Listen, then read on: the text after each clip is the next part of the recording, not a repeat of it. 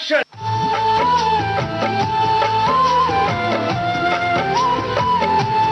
दोस्तों नमस्कार। बॉम्बे टॉकीज में आज हम आपको सुनवा रहे हैं फिल्म अभिनेता निशिकांत दीक्षित से जी शाम की बातचीत। आज आप सुनेंगे इस बातचीत का पहला भाग।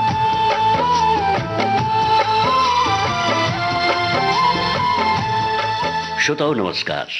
आज स्टूडियोज में हमारे साथ हैं टीवी और फिल्म्स और विज्ञापनों के एक ऐसे कलाकार जिन्हें आपने कई बार पर्दे पर देखा होगा, उन्हें अभिनय करते देखा होगा फिल्मों में, और उन्हें पसंद भी किया होगा और कई बार हेट भी किया होगा, क्योंकि किरदार अलग अलग किस्म के इन्होंने निभाए हैं।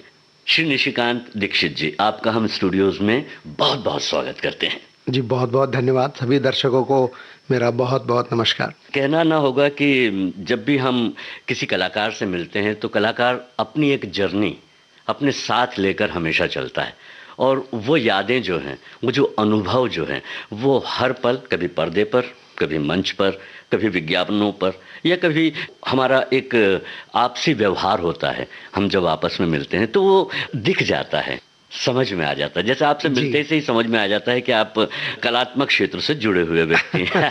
आपकी किसी ने फिल्म देखी हो या ना देखी हो, टीवी सीरियल्स में आपके किरदारों से वो वाबस्ता हुए हो या ना हुए हो। जी बिल्कुल। क्या कहते हैं आप? बिल्कुल सही कहा आपने। और एक कलाकार की सबसे अच्छी पहचान यही है कि वो जितना अच्छा कलाकार हो या ना हो, एक अच्छा इंसान भी एक अच्छा कलाकार होता है। मेरा मानना ये है। तो कलाकार अच्छा हो ना हो, अगर इंसान अच्छा है तो वो कलाकार खुद ब खुद हो जाएगा। और जहाँ तक बात है जर्नी की, सर बहुत सारी चीज़ें हैं बचपन से लेके आज तक। मुझे लगता है कि जो आपने चीज़ देखी नहीं, जो आपने महसूस नहीं की, आप उसको पर्दे पे उतार नहीं सकते, आप उसको एक रूप नहीं दे सकते। क्योंकि जब तक हम किसी चीज़ को देख ना लें, हम आज भी अभिनय करते हैं तो हमें कहीं ना कहीं लगता है कि मेरे चाचा जी ऐसे बोलते थे या मेरे पड़ोस वाले अंकल ऐसे बोलते थे, तो हम वही सारी चीज़ें अपने अभिनय में सामने डिलीवर करते हैं जो हम कहीं देखी है या कहीं पढ़ी है या कहीं सुनी है। तो यही है। और मेरा जन्म जो है सर यूपी में एक जगह है शाहजहांपुर। मेरे फादर वहाँ पे पोस्टेड थे, वहाँ पर हुआ। वो एक छोटा सा कस्बा था जलालाबाद करके। अच्छा। मैं वहाँ पर पैदा हुआ और शायद मैं तीसरी क्लास में था तब से मैं दिल्ली के पास एक जगह है गाज़ियाबाद में, वहाँ आ गया और मेरी बाकी की सारी पढ़ाई वहाँ पर हुई। और उसके बाद मैं इंजीनियरिंग करने के लिए महाराष्ट्र में औरंगाबाद एक जगह है, वहाँ पे मराठवाड़ा इंस्टीट्यूट ऑफ टेक्नोलॉजी, उस कॉलेज में गया। वहाँ से मैंने इंजीनियरिंग पास की और उसके बाद आकर नौकरी ज्वाइन की दिल्ली में। नौकरी करते करते किसी काम से मैं बॉम्बे आया और बॉम्बे मेरे लिए एक अनजान शहर, यहाँ का ना कोई रिश्तेदार था ना जान पहचान थी। और यहाँ पर अपने काम के सिलसिले में आया था और जब यहाँ पे ऐसी देखा और एक अंदर जो चाह थी, एक जो कलाकार था, उसने कहीं ना कहीं सारी चीज़ों को करके घर वालों को बोला कि जी चलो मैं यहाँ नौकरी करना चाहता हूँ, मुझे यहाँ करने दो। और उस बहाने से मैं इस शहर में रुक पाया। मतलब इस शहर में भी आपने नौकरी की है? जी जी बिल्कुल। मैं दिल्ली में एक टेलीकॉम कंपनी थी, उसमें नौकरी करता था। और जब बॉम्बे आया तो यहाँ भी एक दूसरी टेलीकॉम कंपनी में फिर मुझे ऑफर मिला, तो मैं घर वालों को यही बोला कि मैं यहाँ नौकरी कर लेता हूँ। तो उस टेलीकॉम कंपनी में मैंने नौकरी कर ली और मार्केटिंग में रहा। और जानबूझ के मैंने वो एरिया लिया जिस एरिया में हमारे फिल्म वाले या सीरियल्स वालों के ऑफिसेस थे। और मैं इनिशियली सब लोगों को जाके अपने सिम कार्ड्स होते थे जो अब तो बहुत इजीली अवेलेबल हैं, लेकिन तब उस समय क्या होता था कि सिक्योरिटी डिपॉजिट होती थी और लोगों की अपनी पसंद का नंबर नहीं मिलता था। तो वो सारी चीज़ें मैं लोगों को प्रोवाइड करता था और फिर धीरे से बताता था कि सर मैं कलाकार भी हूँ, मुझे कोई रोल हो तो बताइएगा। इस बहाने बालाजी टेलीफिल्म्स के साथ मैंने बहुत सारे सीरियल्स में छोटे छोटे कैमियोज किए और फिर उनसे ही मेरी मतलब एक पहचान बननी शुरू हुई। चलिए उपलब्धियों की और भी बातें करेंगे हम, लेकिन आपकी पसंद की बात करते हैं, खास करके जो संगीतमय पसंद है, जो गाने होते हैं। जाहिर है कलाकार जो है गीतों के बगैर रह नहीं सकता और गीतों से जुड़कर उसके भावों को पकड़कर बिल्कुल कभी इमोशनल होता है, कभी उन्हें महसूस करने लगता है उन शब्दों को, उस जज्बात को। तो आपको ऐसे कौन से गाने हैं जो आपके दिल के करीब से होकर गुजरते हैं? ऐसे तो बहुत सारे गाने हैं जिनको आप सुनने लगते हैं तो लगता है कि ये अपने आप में एक अजीब संगीत में जो माहौल बन जाता है, जैसे पाकीज़ा फिल्म है या कागज के फूल हैं, गुरुदत्त साहब की फिल्मों के गाने। तो ऐसा करते हैं ना कि गुरुदत्त जी का नाम चूंकि लिया है फिल्मों के जरिए, तो प्यासा फिल्म का एक गाना आपको बहुत पसंद है, मुझे पता है। अब बताइए कि वो गीत हम अपने साथियों को सुनाएं। बिल्कुल सर, आपकी पसंद पर। बिल्कुल सर, मेरी तरफ से मेरे सभी श्रोताओं दोस्तों के लिए। आज सजन मोहे अंग लगा लो, जन्म सफल हो जाए, हृदय की पीड़ा देह की अग्नि सब शीतल हो जाए। आज सजन मोहे अंग लगा लो, जन्म सफल हो जाए।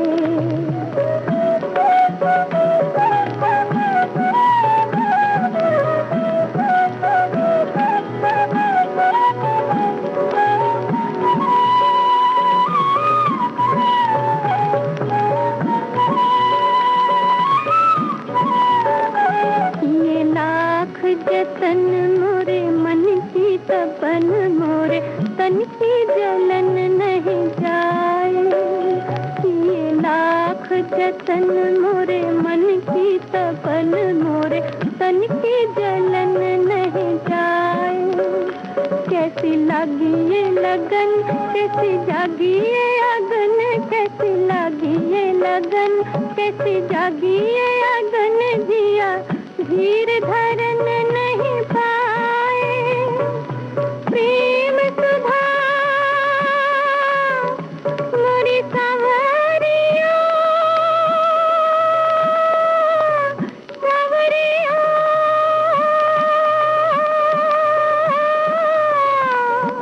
प्रेम सुधा इतनी बरसा दो, जग जल थल हो जाए।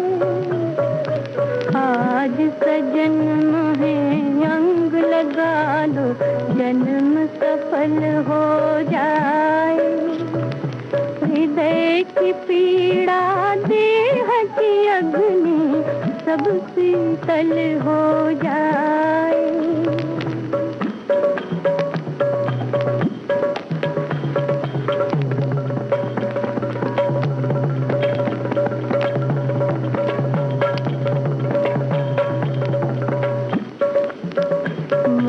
अपना बना लो, ओ मोहे अपना बना लो, मोरी बाह पकड़ मैं हूँ जन्म जन्म की दासी। मोरी प्यास बुझा दो मन हर गिरिधर, प्यास बुझा दो मन हर गिरिधर, प्यास बुझा दो मन हर गिरिधर, मैं हूँ अंतर घट तक प्यासी। प्रेम सुधा मोरी सांवरिया, सांवरिया,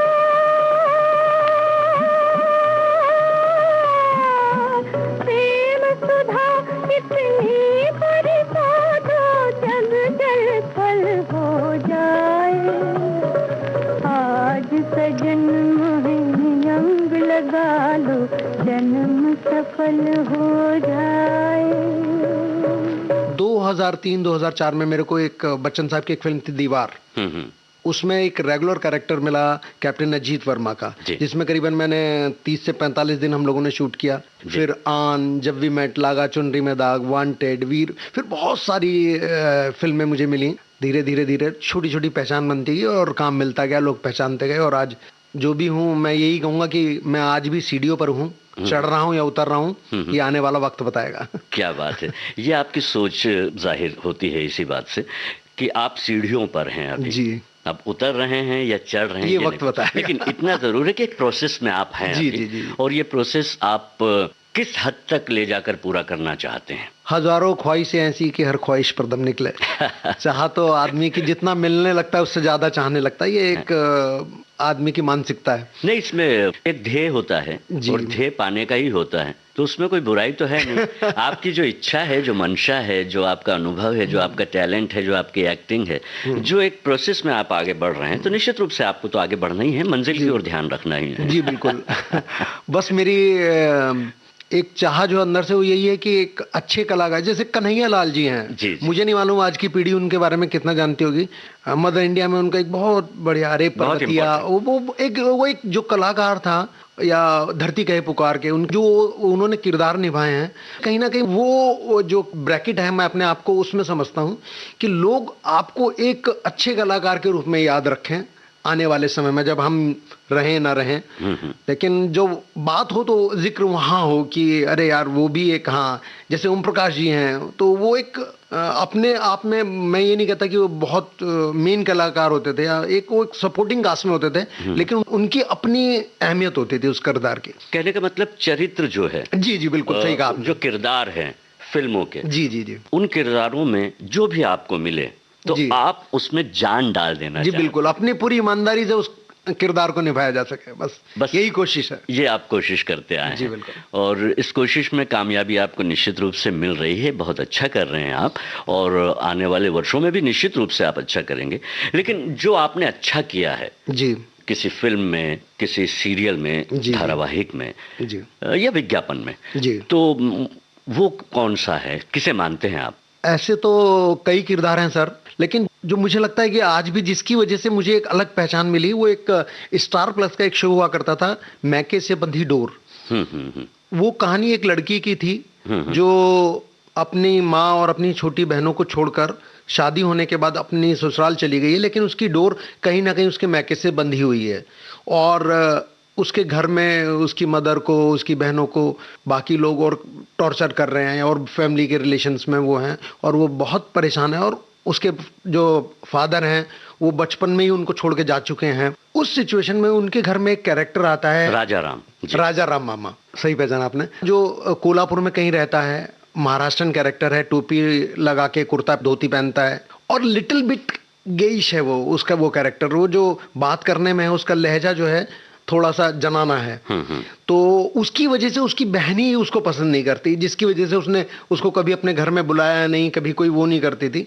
वो किरदार आता है, और वो कैसे एक पॉजिटिवली खड़ा होकर, जिसको लोग इतना कॉमिक समझते हैं या जिसका इतना मजाक उड़ाते हैं, और वो किरदार मेरे लिए सबसे बढ़िया ये था। मैं महाराष्ट्रन नहीं हूँ, लेकिन मुझे मराठी एक्सेंट में काम करना था, तो वो जो किरदार था वो अपने आप में मेरे लिए बड़ा अहम था, और उस किरदार ने मुझे एक अलग पहचान दिलाई, लोगों से एक अलग प्यार मिला, जो राजा राम को स्पेशली देखना चाहते थे कि ये सच में कैसा है।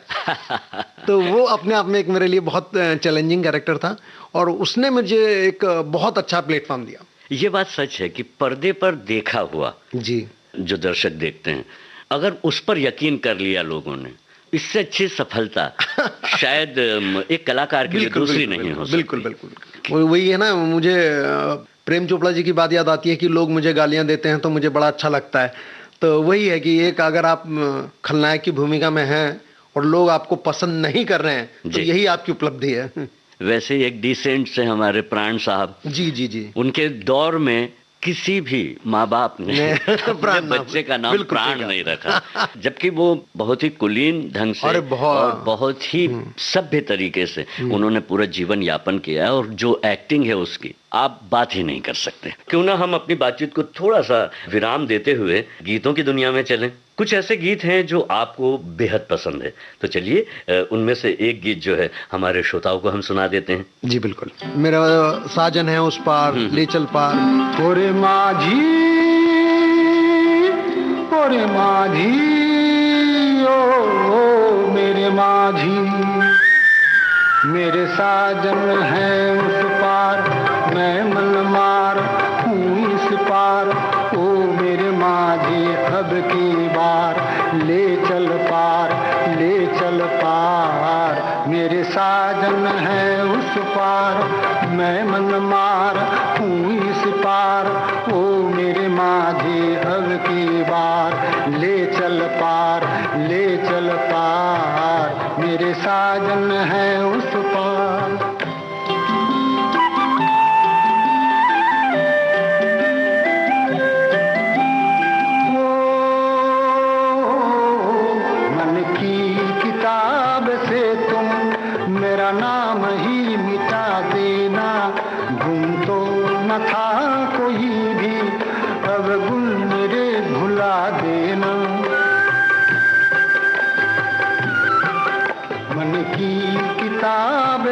तुम मेरा नाम ही मिटा देना। गुम तो न था कोई भी, अब गुल मेरे भुला देना। मुझे आज की विदा का, मुझे आज की विदा का मर के भी रहता इंतजार। मेरे साजन है उस पार, मैं मनमार तू इस पार। ओ मेरे माझे अब की बार, ले चल पार, ले चल पार। मेरे साजन है उस पार।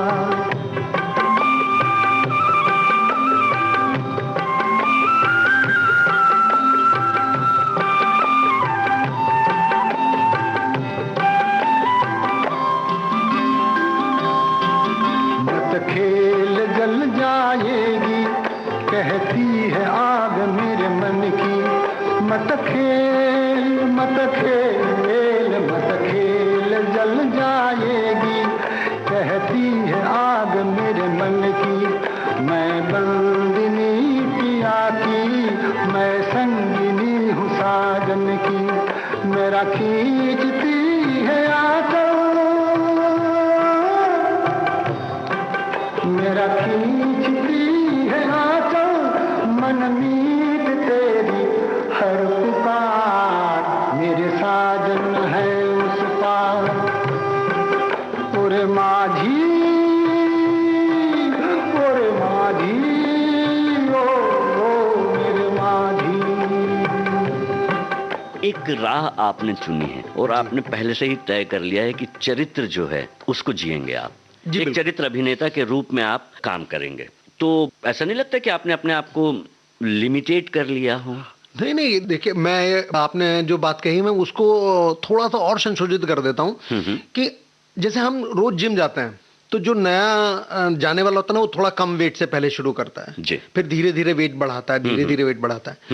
सेम एक्टिंग में भी है, हम रोज अपनी माइंड की एक्सरसाइज करते हैं। हम रोजाना अपने एक कैरेक्टर की कैसे करना है, कैसे रोना है, कैसे हंसना है, हम धीरे धीरे धीरे धीरे उसको ट्रेन करते हैं। हाँ, अगर मैं एक अच्छा चित्र अभिनेता बन सकता हूँ या मैं कर सकता हूँ, तो अगर कहीं इन फ्यूचर में कभी कोई ऐसा हुआ जो उस कैरेक्टर को लेके मेन में और उसके चारों तरफ कहानी बुनी जाए, तो बिल्कुल करूंगा, क्यों नहीं करूंगा। हाँ। ये जो सोच है ये हमारी और आपकी हो जाती है कि ये चरित्र अभिनेता है। बिल्कुल बिल्कुल। कहानी जिसके चारों तरफ घूमने लगे वही मुख्य नायक होता है, वो मुख्य नायक हो जाए, नायक होता है वो। जी बिल्कुल। जैसे आज के दौर की हम बात करें अगर, तो अमिताभ बच्चन जी के इर्द गिर्द कहानी बिल्कुल बिल्कुल बिल्कुल, वो तो लेजेंड है। दराज होने के बाद भी हीरो का मतलब ये नहीं होता कि वो एक लड़का ही हो। बिल्कुल सही बात है, ये एक मिथ था जो लोगों का अब टूट रहा है। अब धीरे धीरे धीरे बच्चन साहब मतलब वो तो अपने आप में एक यूनिवर्सिटी में, क्या कहूँ, पूरा संसार है। और ये मेरा सौभाग्य है कि मैंने अपनी पहली फिल्म ही उनके साथ, हाँ, करीबन 40-45 दिन उनके साथ रहा। करीबन 25 दिन हम लोग यहीं फिल्म सिटी में बॉम्बे में किया था हम लोगों ने, और करीबन 15 दिन हम लोग जोधपुर में उसका क्लाइमैक्स शूट करने के लिए गए थे। और उनको पास से देखने का, उनकी बातें सुनने का, मतलब उनकी उपस्थिति मात्र में ही एक सम्मोहन है। बिल्कुल। वो जब आपके साथ खड़े होते हैं तभी आप एक ऐसे जादुई दुनिया सी महसूस होती है कि आप बता नहीं सकते। मैंने तो उनको जब मिला था, मेरी पहली मुलाकात में ही मैंने उनको एक शेर बोला था। मेरे भाई हैं पवन दीक्षित जी, उनका लिखा हुआ ये शेर है कि जिसने भी तुझको देखा था मैंने चूमी उसकी आंखें। हाँ। जिसने भी तुझको देखा था मैंने चूमी उसकी आंखें। आप विश्वास कीजिए, मेरे मुंह से तुम तो निकला ही नहीं। मैंने कहा कि जिसने भी आपको देखा था मैंने चूमी उसकी आंखें। आज आपका दीदार हुआ है, कैसे चूमूं अपनी आंखें। क्या तो उन्होंने मेरे को ऐसे हल्का सा हक किया, कीप इट अप करके, और वो अपनी वैन में चले गए। तो कैप्टन अजीत वर्मा का आपने किरदार निभाया जी जी दीवार में 2004 में जो रिलीज हुई थी। बिल्कुल। तो ओवरऑल कैसा रिएक्शन कैसा रहा बाकी जब फिल्म रिलीज हुई, आपके अभिनय को लेकर, आपके अपने पार्ट को लेकर? ये मेरी पहली फिल्म थी और मुझे तो सच बताऊं कि ये पता ही नहीं था कि मैं कर क्या रहा हूँ। मुझे तो बस ये था कि बच्चन साहब के साथ काम करना है और बच्चन साहब के साथ मैं काम कर रहा हूँ। जी जी। उसमें बीच में मेरे साथ एक इंसिडेंट हुआ, तो उसमें मेरे ये तबीयत खराब हो गई थी मेरी फिल्म के दौरान, और मेरा अपेंडिक्स फट गया था पेट में, तो जिसका ऑपरेशन की वजह से मुझे बीच में कई चीज़ें मिस करनी पड़ी थी। लेकिन फिर भी उसके बावजूद भी पूरी फिल्म में मैं कहीं ना कहीं दिखा और सारी चीज़ें रहीं। इतने बड़े लोगों के बीच में आपको एक खाली फ्रेम शेयर करने का मौका ही मिल रहा है, यही हमारे लिए बड़ी बात थी। और आज भी मतलब वही बात कि आने वाले वक्त में हम ये कह सकेंगे या लोगों को हमें नाज होगा कि हमने जिनको लोग सदी का नायक बोलते हैं, हमने उनके साथ स्क्रीन शेयर की और उनको देखा, उनके साथ काम किया। ये अपने आप में एक उपलब्धि है हमारे लिए। सदियों से हैं रिश्ते टूटे हो,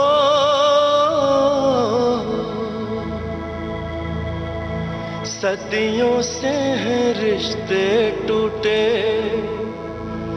छूटा अपना देश,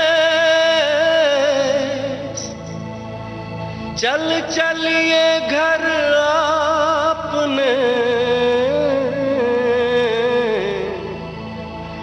आया है संदेश, आया है संदेश, लेके आई है हवाएं ये इशारा हो, लेके आई है हवाएं ये इशारा हो, लेके आई है हवाएं ये इशारा, चलिए वे चलिए वतन मेरे यारा, चलिए वे चलिए वतन मेरे यारा, वंदे मातरम, मातरम, वंदे मातरम, वंदे मातरम, वंदे मातरम, मातरम। ओ लेके आई है हवाएं ये इशारा, ओ लेके आई है हवाएं ये इशारा, चलिए वे चलिए वतन मेरे यारा, वंदे मातरम, मातरम, वंदे मातरम, वंदे मातरम, वंदे मातरम, मातरम।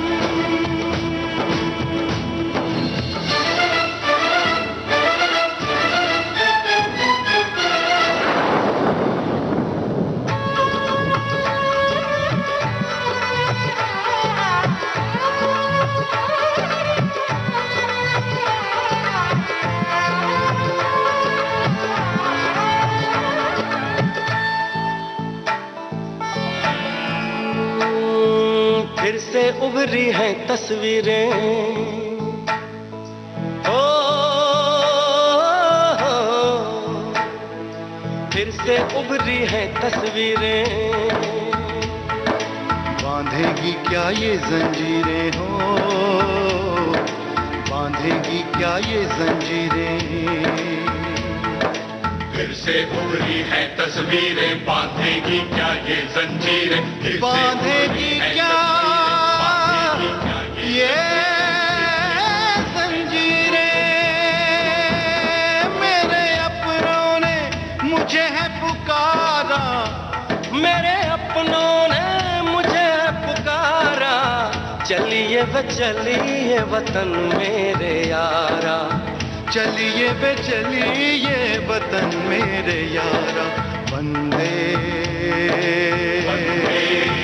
मातरम, मातरम, वंदे मातरम, वंदे मातरम, वंदे मातरम, मातरम। ओ, ओ,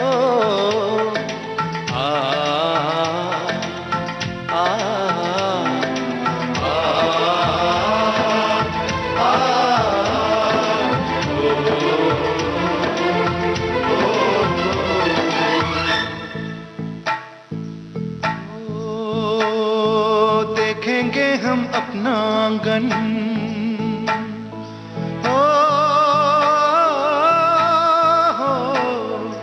देखेंगे हम अपना आंगन, हमको थामेगा वो दामन, हमको थामेगा वो दामन,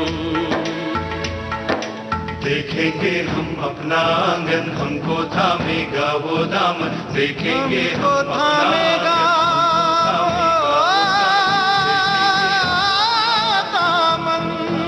हो दिल में जागा है ये अंगारा, दिल में जागा है ये अंगारा। चलिए वे चलिए वतन मेरे यारा, चलिए वे चलिए वतन में। लेके आई है हवाएं ये इशारा, हो लेके आई है हवाएं ये इशारा।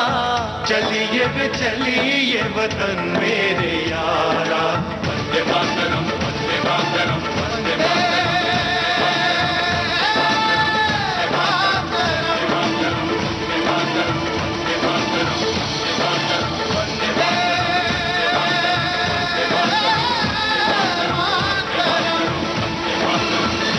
एक बार फिर स्वागत है।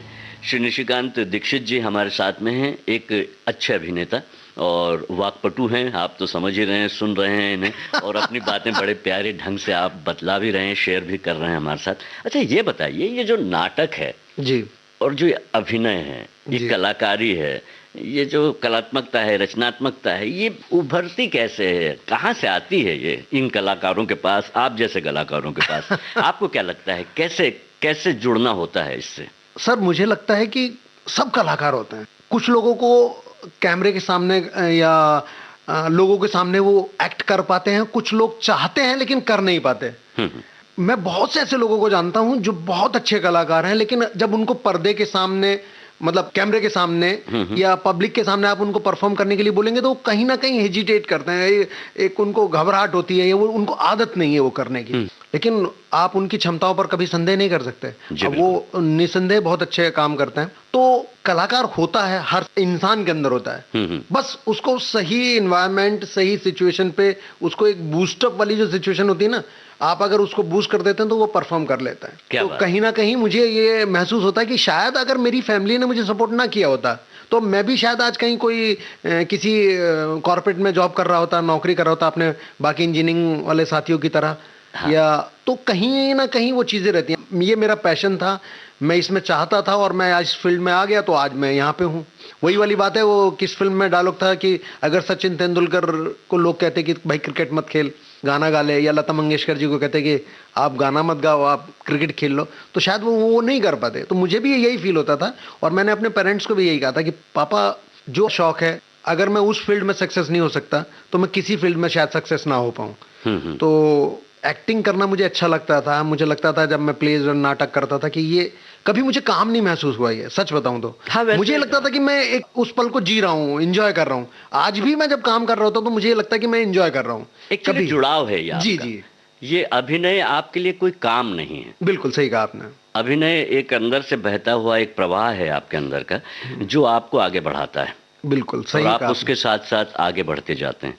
बस ये है कि जो इमोशंस हैं, जो सिचुएशंस हैं, जो फिल्म की डिमांड है, कैरेक्टर जो कुछ चाहता है ये करता है, उसके लिए जो आप प्रयत्न करते हैं, तो वो तैयारी किस तरह की आपकी होती है? क्या तैयारी बचपन से थी आपकी? क्या आपने बचपन में कभी थिएटर और ये सब कुछ किया है जो आज आपको इस मुकाम तक लेकर आया है? जाने अनजाने वो चीजें मेरे अंदर थी शायद। बचपन से ही स्कूल के अंदर परफॉर्म करना, बाल सभाओं में कहानी सुनाना या चुटकुले सुनाना या एंकरिंग करना खुद ही अपने बच्चों के उस लिए, तो वो कहीं ना कहीं वो मेरे ब्लड में थी। फिर जैसे जैसे बड़ा हुआ, टीन एज में आया, तो मैं एनएसडी से, हमारे दिनेश खन्ना जी उस समय हमारे सीनियर हुआ करते थे, अब तो शायद बीएनए के वो डायरेक्टर हैं इस समय, तो वो नाटक किया करते थे उस समय।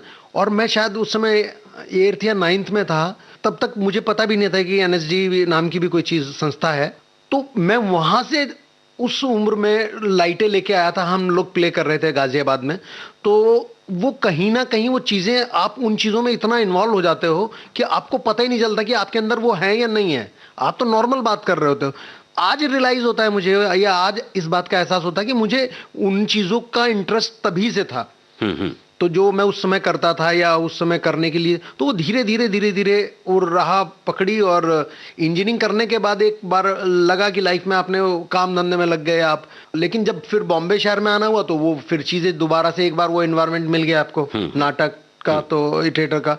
और फिल्म मीडिया का, तो फिर वो चीज़ें अपने आप डेवलप हो गई। तो वो कहीं ना कहीं होता है, बस उसको सही समय पर सही जगह आप अगर पहुंच जाते हैं तो वो चीज़ें आगे ग्रो कर जाती है। तो ये तो हर फील्ड के बारे में हम कह सकते हैं। ये प्रश्न थोड़ा सा ट्रिकी भी हो सकता है, जैसे कि आपने कहा कि हर व्यक्ति जो है वो एक अभिनेता है, उसके अंदर में कलाकार मौजूद होता है, लेकिन क्या वो कलाकारी ही करे, ये जरूरी है? तो दूसरे जो क्षेत्र हैं जीवन के, उनको वो टच ना करें, छुए ना, स्पर्श ना करें। मैं ये आपने जो कहा ना कि कलाकारी ना करे, कलाकारी लोग जनरली आम भाषा में तुम बहुत कलाकार हो रहे हो तो वो जो चीज चलती है वो मेरा वो नहीं है। हाँ देखो, होता क्या है कि आप जब किसी भी चीज को कर रहे होते तो वो आपको खुद ब खुद अंदर से एक फील आता है, गट्स फील बोलते हैं जिसको, कि ये मैं इस लायक हूं या नहीं हूं।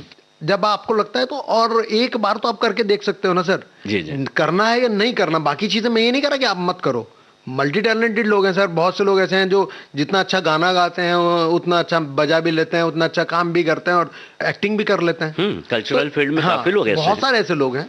तो मैं ये नहीं कह रहा कि अगर आप एक्टिंग कर रहे हो तो आप बाकी कोई चीज मत करो, या कोई और चीज कर रहे हो तो आप एक्टिंग मत करो। ये आपके ऊपर है, या आपकी सिचुएशन है, या आपके अपनी सोच है कि आपको क्या करना है। ये बात तो है। वो अंदर से पता लग जाता है कि सर मैं ये इतना वजन उठा सकता हूं या नहीं उठा सकता जी।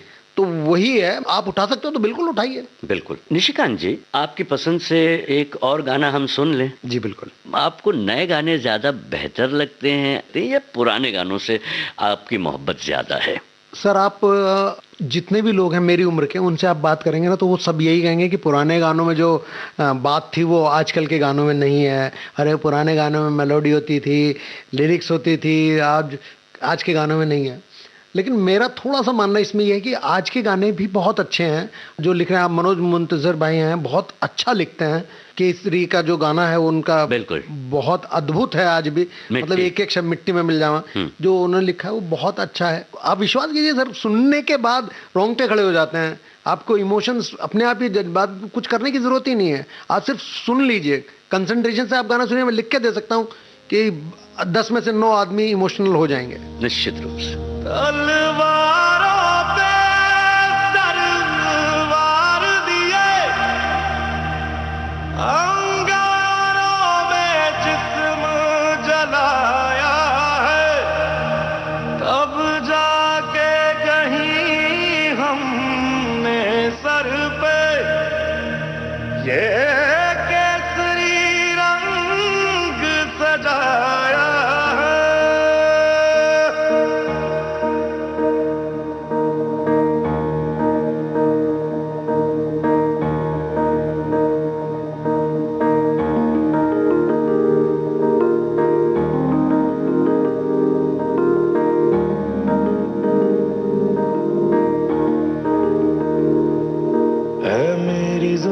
अफसोस नहीं जो तेरे लिए 100 दर्द सहे, महफूज रहे तेरी आन सदा, चाहे जान मेरी ये रहे ना रहे।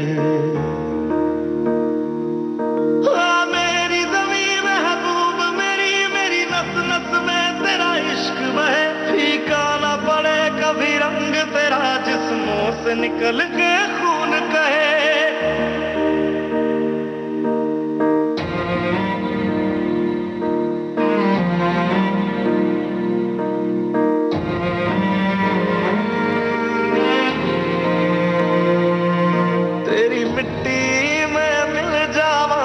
बन के मैं खिल जावा, इतनी सी है दिल की आरज़ू, तेरी नदियों में बह जावा, तेरे खेतों में लहरावा, इतनी सी है दिल की आरज़ू।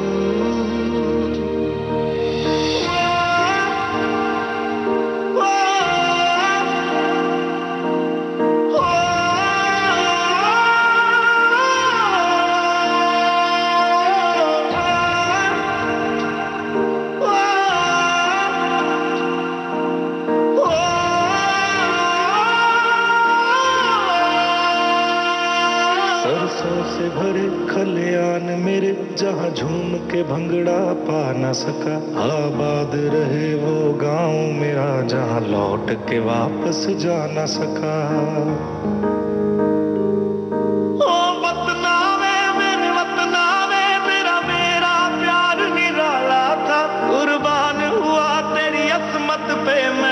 इतना नसीबों वाला था।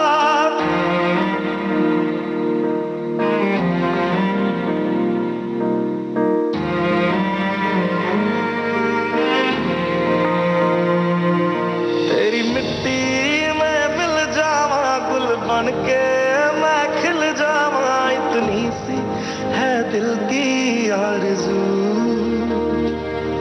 तेरी नदियों में बह जावा, तेरे खेतों में लहरावा, इतनी सी है दिल की आरज़ू।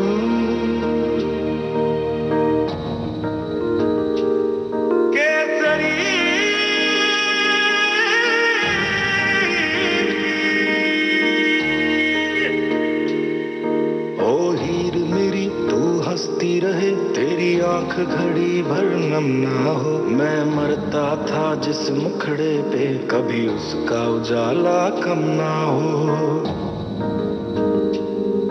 ओ माई मेरी क्या फिक्र तुझे, क्यों आंख से दरिया बहता है। तू कहती थी तेरा चांद हूँ मैं और चांद हमेशा रहता है। तेरी मिट्टी में मिल जावा, गुल बन के मैं खिल जावा, इतनी सी है दिल की आरज़ू। तेरी नदियों में बह जावा, तेरी फसलों में लहरावा, इतनी सी है दिल की आरज़ू।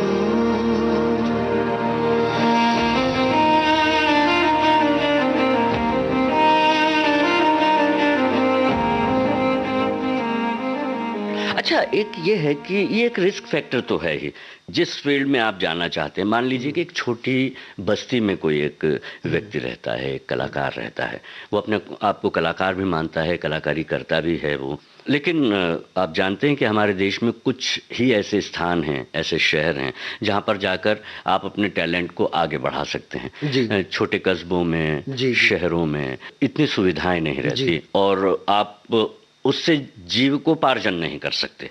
ख़ास बात यह है। तो उसके लिए या तो बॉम्बे आना पड़ता है, या जो अगर साउथ की हैं या कोई दूसरी जहाँ पर भी वो सेंटर है उसका मेकिंग का, तो पर्टिकुलर उस जगह पर जाना पड़ता है। जैसे कि अभी आपने बताया कि आप गाज़ियाबाद से आए, फिर यहाँ पर भी आपने जॉब की, फिर ये इस जगह को आपने पाया, महसूस किया कि ये मैं करने लायक जगह है और आप इसमें एडजस्ट होते चले जा रहे हैं और निश्चित रूप से आगे आप बहुत अच्छा करेंगे।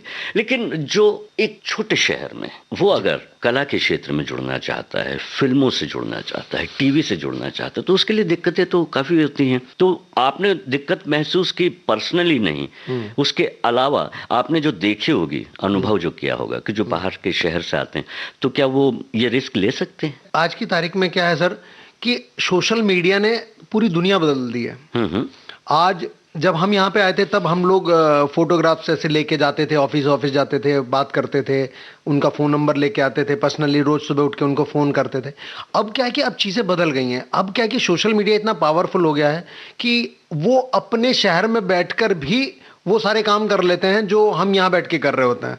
इंस्टाग्राम पर, फेसबुक पर, व्हाट्सएप पे लोग अपने अपनी वीडियोस या रील्स डाल के अपने आप को इतना ज़्यादा पॉपुलर, अगर उनमें टैलेंट है तो वो चीज़ें सामने आ जाती हैं। हाँ, तो वो चीज़ें उनको आसान कर देती हैं क्योंकि यहाँ आने से पहले उनके पास एक एक्सपीरियंस होता है, उनके पास एक नाम हो जाता है कि हमने इतने लोगों को, हमारे फॉलोवर हैं या हम इतनी सारी चीज़ें कर रहे हैं। ये अलग बात है कि वो यहाँ आने के बाद क्या कर पाते हैं जी।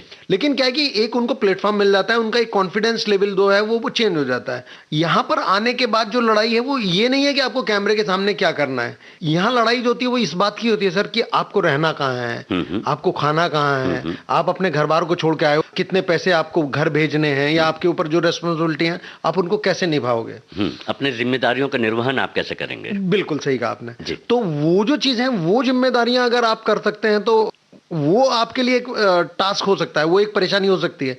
लेकिन जहां तक बात है कि काम करने का, तो वो तो आज की तारीख में सोशल मीडिया ने सबको आसान कर दिया है। मैं इतना ज़्यादा सोशल मीडिया पे एक्टिव नहीं रहा हूँ, लेकिन मैं अब देखता हूँ आके कि कुछ लोग हैं वो इतने अच्छा काम कर रहे हैं ऑलरेडी इंस्टाग्राम के ऊपर या फेसबुक पर या ट्विटर पे। सब लोग अपने हिसाब से चीज़ों को करते हैं। जो लिखने वाले हैं वो लिख रहे हैं, जो डांस करने वाले हैं वो डांस कर रहे हैं, जो डायलॉग वाले हैं वो अपना वैसे डायलॉग बोल के रील बना रहे हैं। तो सब अपने हिसाब से काम कर रहे हैं, सबको एक प्लेटफॉर्म मिला हुआ है। कि आप कर सकते हो। बिल्कुल, तो हम भी कर सकते हैं एक काम। पूछे कौन सा? बताएं। आपकी पसंद के गीत को सुनाएगा। बताइए आपकी पसंद का कौन सा गीत आज के इस कार्यक्रम में आपके द्वारा हम अपने श्रोताओं को सुनवाएं। सब मुझे मेरे एक बड़े भाई जैसे अब इस दुनिया में नहीं रहे हैं, इरफान भाई, बहुत अच्छे इंसान थे। उनके साथ मैंने एक फिल्म की थी आन। आन फिल्म की आपने बात की यहाँ पर, जिसमें आपने सब इंस्पेक्टर शिंदे का रोल अदा किया था। फिलहाल आन फिल्म का ये गीत जो है हम आपकी पसंद पर अपने श्रोताओं को सुनवाते हैं। जी बिल्कुल। हमारे बाद तुम्हें अपना बनाने कौन आएगा, हमारे बाद तुम्हें अपना बनाने कौन आएगा, रुलाने तो सब आएंगे, हंसाने कौन आएगा।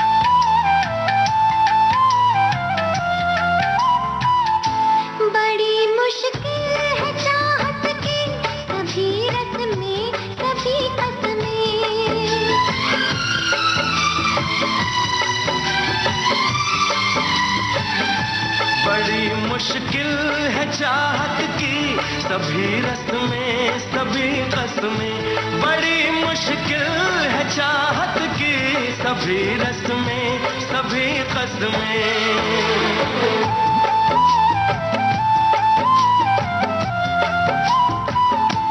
करेंगे प्यार सब लेकिन निभाने कौन आएगा, करेंगे प्यार सब लेकिन निभाने कौन आएगा, रुलाने तो सब आएंगे, हंसाने कौन आएगा।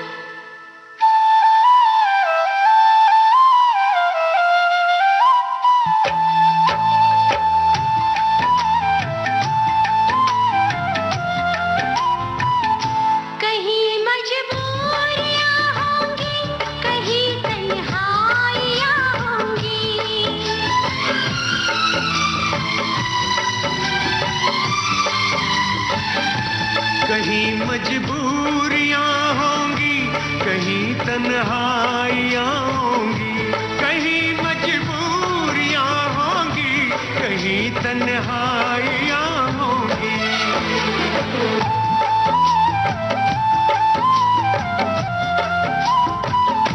तुम्हें हर मोड़ पे रास्ता दिखाने कौन आएगा, तुम्हें हर मोड़ पे रास्ता दिखाने कौन आएगा, रुलाने तो सब आएंगे, हंसाने कौन आएगा। श्रोताओं, एक बार फिर से स्वागत है आपका। हमारे साथ हैं श्री निशिकांत दीक्षित जी, और आप टीवी और फिल्म से जुड़े हुए हैं, विज्ञापनों में भी आपने शिरकत की है और हमारे घर घर तक पहुँचे हैं। ये निशिकांत जी, कैसा महसूस कैसा करते हैं आप? एक वर्चुअल दुनिया है जी, वास्तविक दुनिया अगर हम कहें अभिनय के क्षेत्र में, तो वो थिएटर हम मान सकते हैं जी, जो लोक कलाएं हैं, जो थिएटर है जिसमें आमने सामने दर्शक और अभिनेता रहते हैं। लेकिन ये जो काम है पर्दे का, जी, ये पहले कर लिया जाता है, पहले से तैयार रहता है। जी, बिल्कुल। इसकी रिलीज होती है, कई बार ऐसे वाकये होते हैं कि वो काफ़ी डिले भी होता है। तो आपको क्या लगता है कि वो जो मज़ा है, जो इंस्टेंट मिलता है, वो पर्दे पर हम कैसे ढूंढते हैं, कैसे पाते हैं उसे? जैसे आन फिल्म में आपने इंस्पेक्टर शिंदे का रोल किया था, पहले तो आप उसके बारे में बताइए हमें कि आपने कैसा महसूस किया था उसे। जो बातें बताई सर आपने, इसमें दो बातें हैं, दो क्वेश्चन आपने एक साथ पूछे हैं।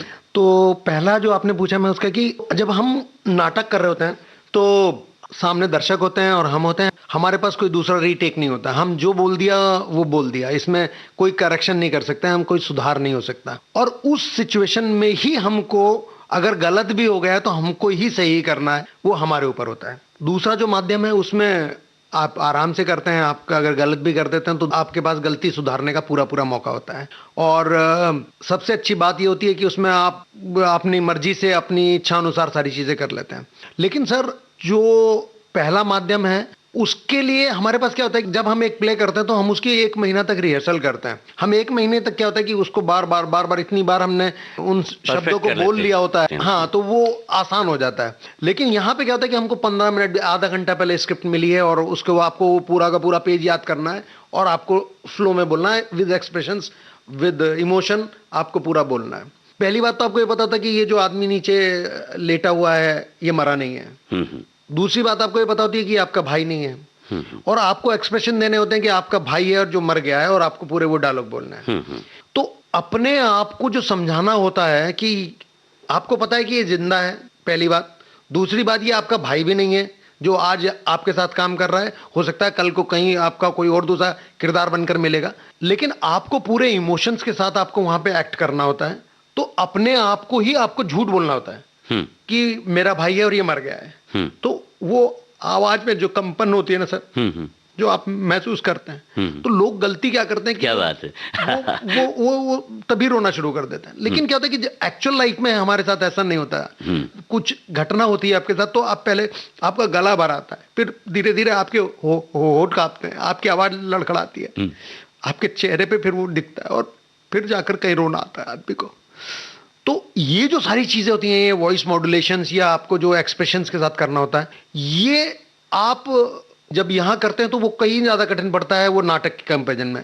और दूसरा जो डिफरेंट पार्ट आ जाता है कि यहाँ पे अगर हमें सिर्फ आंखें ही दिखानी है तो वो कैमरा इतना हमारे पास आ जाता है कि हम वो आंखें देख रहा होता है।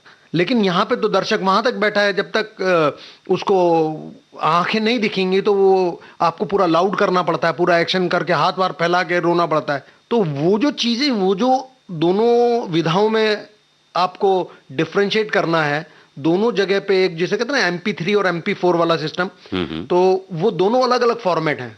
ये वाला फॉर्मेट इसमें फिक्स नहीं बैठता और ये वाला उधर नहीं बैठेगा। तो इनको दोनों को बीच में आपको डिफरेंशिएट करना पड़ता है। तो जब आप ये कर लेते हैं तो आप चीजें आसानी से कर लेते हैं।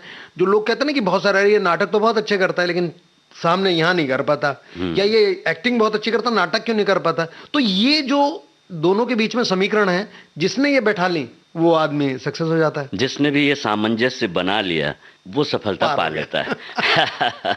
और ये सामंजस्य आपके अभिनय में अभी हमने थोड़ा सा सुना हमारे साथ, मैंने तो देखा भी है श्रोताओं, इस अंदाज में बड़े ही प्यार से बातचीत करते हुए जो आपने इमोशंस डाले हैं, और होंठ के कांपने से लेकर रोने तक, गले भर आने तक की जो बातें आपने बहुत कुछ ही सेकंड्स में जो कही, तो ये आपकी जो स्किल है, आपकी जो कला है, जिस पर आपने बहुत काम किया है, निश्चित रूप से ये जाहिर करता है। तो कई बार ज़रूरी नहीं कि हम बहुत अच्छे कलाकार भी हों, लेकिन अगर हमारा प्रेजेंटेशन अच्छा है, जैसे आप वेल बिल्ट हैं, तो आपको जो कैरेक्टर्स मिलते हैं वो निश्चित रूप से कभी कैप्टन के, कभी इंस्पेक्टर के साबित करते हुए हैं जो स्क्रीन पर दिखते हैं। तो ये क्या ज़रूरी है कि बहुत अच्छा अभिनेता जो होता है वो सुपरस्टार हो, या जो सुपरस्टार है वो बहुत अच्छा अभिनेता हो? क्या कहते हैं आप बोलिए। बशीर बद्र का एक शेर है कि ये गुलाब कोई विरासत में मिले हैं, तुमने मेरा कांटों भरा बिस्तर नहीं देखा। क्या बात, क्या। तो हम किसी को भी बहुत आसानी से जज कर लेते हैं कि अरे ये तो, अरे इसने तो ऐसा किया, ये तो गॉड गिफ्टेड है, इसने ये किया। लेकिन क्या है कि किसी भी काम को जो भी कर रहा है सर आज की तारीख में, जो भी कहीं टिका हुआ है या जो भी कहीं अपना नाम बना पा रहा है, उसमें कहीं ना कोई प्रतिभा जरूर है। आप इस बात को मान लीजिए। बिल्कुल। अब ये चीज़ें जो हैं ये पर्सन टू पर्सन वेरी कर जाती हैं कि वो उसके प्रति कितना ईमानदार है। मेरा मानना यही है सर कि आप अपनी पूरी ईमानदारी से अपना काम करते रहो। आपको ये इसी फील्ड की बात नहीं कर रहा हूँ मैं, हर फील्ड की बात कर रहा हूँ, हर फील्ड की बात कर रहा हूँ। अगर आप एक पान की दुकान भी खोलें, या आपने एक मेडिकल स्टोर खोल रखा है, या आप अपनी नौकरी कर रहे हैं, तो अगर आप अपना काम ईमानदारी से कर रहे हैं तो एक तो सबसे बड़ी है कि आपको सेल्फ सेटिस्फेक्शन मिलता है। दूसरी कि कामयाबी आपको 100% मिलेगी, आज नहीं तो कल, लेकिन मिलेगी ज़रूर, इस बात की गारंटी ज़रूर है, क्योंकि आप सही दिशा में जा रहे हैं। तो सारी चीज़ें घूम फिर के जो आती है ना कि अभिनेता एक अच्छा कलाकार है या एक अच्छा कलाकार ही अभिनेता हो सकता है, ऐसा कुछ नहीं है। जो लोग अपना काम ईमानदारी से करते हैं सर, उनका एक अपनी मकाम बनता है, अपना एक स्टेटस, अपनी जगह बनती है। लोग कहते हैं ना कि इंडस्ट्री में वो, अरे वो तो वो है इसलिए सक्सेस हो रहा है। कितने ऐसे उदाहरण हैं। नवाजुद्दीन मेरे बहुत अच्छे दोस्त हैं, पंकज त्रिपाठी हैं, ये लोग वो हैं जिन्होंने मेरी तरह अनजान शहर से आकर यहाँ पर आए और अपना नाम बनाया या बना रहे हैं। और अभी कितने लोग हैं जो आएंगे, जो अपना नाम बनाएंगे। तो जरूरी नहीं है कि वो लोग यहाँ पे ही हों, बस सिर्फ ये है कि उन्होंने अपना काम पूरी ईमानदारी से किया है या कर रहे हैं। निशिकांत जी, आपकी पसंद से एक और गाना हम सुन लें। ऐसे तो बहुत सारे गाने हैं जिनको आप सुनने लगते हैं तो लगता है कि ये अपने आप में एक अजीब संगीत में जो माहौल बन जाता है। उन सारी चीज़ों को लेकर अगर कहीं मैं बोलूँ तो मुझे लगता है कि मुझे पुराने गाने जो हैं वो कहीं ना कहीं मुझे बचपन से इतने सुने हैं कि वो मुझे आज भी मनाडे दा के पुराने, कि आप सामने वाले के लिए गा दो, हाथ कर दो तो उसके लिए, और ऊपर के तो उठा दो तो ऊपर वाले के लिए। ये जो सूफियाना जो अंदाज था वो मुझे कहीं ना कहीं बहुत भाता है। तो चलिए इस गीत को सुनते चलते हैं। जी बिल्कुल। लागा चुनरी में दाग छुपाऊं कैसे, लागा चुनरी में दाग, चुनरी में दाग छुपाऊं कैसे, घर जाऊं कैसे, लागा चुनरी में दाग छुपाऊं कैसे, लागा चुनरी में दाग।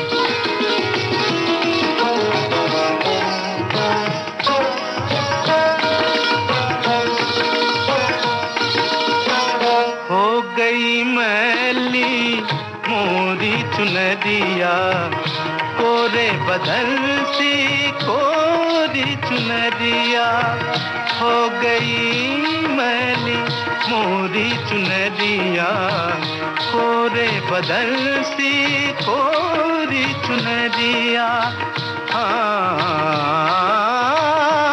जाके बाबुल से नजरे मिलाऊं कैसे, घर जाऊं कैसे, लागा चुनरी में दाग छुपाऊं कैसे, लागा चुनरी में दाग छुपाऊं कैसे, लागा चुनरी में दाग।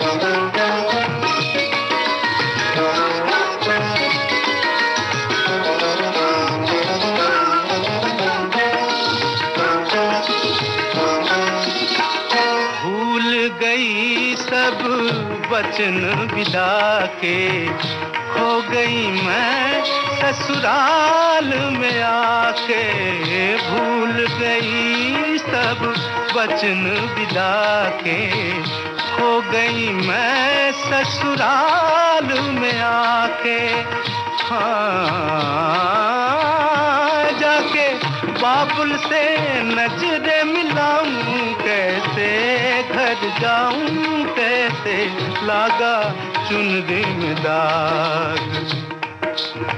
कोरी चुनरिया आत्मा मोरी मैल है माँ माया जाल कोरी चुनरिया आत्मा मोरी मैल है माया जाल वो दुनिया मोरे बाबुल का घर ये दुनिया ससुराल हाँ जाके बाबुल से नजरे मिलाऊं कैसे घर जाऊं कैसे लागा चुनरी में दाग छुपाऊं कैसे लागा चुनरी में दाग छुपाऊं कैसे लागा चुनरी में दाग लागा चुनरी में दाग छुपाऊं कैसे लागा चुनरी में दाग चुनरी में दाग छुपाऊं कैसे घर जाऊं कैसे लागा चुनरी में दाग कोरी चुनरिया आत्मा मोरी मैल है माया जाल कोरी चुनरिया आत्मा मोरी मैल है माया जाल वो दुनिया मोरे बाबुल का घर ये दुनिया ससुराल हाँ जाके बाबुल से नजरे मिलाऊं कैसे घर जाऊं कैसे लागा चुनरी में दाग छुपाऊं कैसे लागा चुनरी में दाग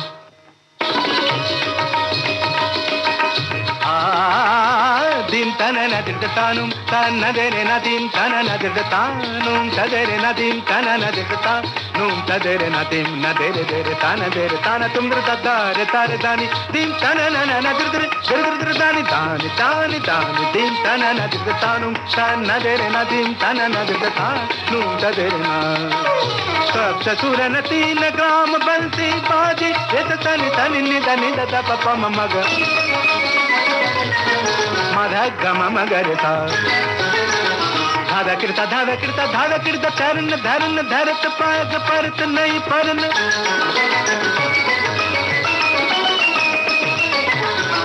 झन झन के छन नन नन नन नादर दीन तनु नन नन तन तन नदीन तन नदर तनु तन नदर नदीन तन नदर तन नून तदर नदीन तन नदर तन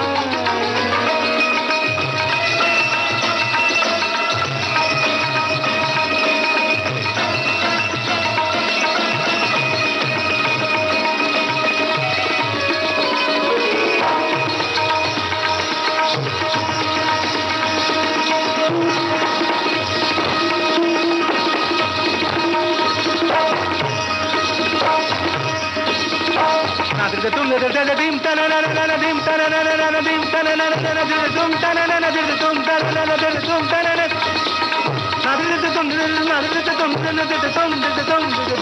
tanana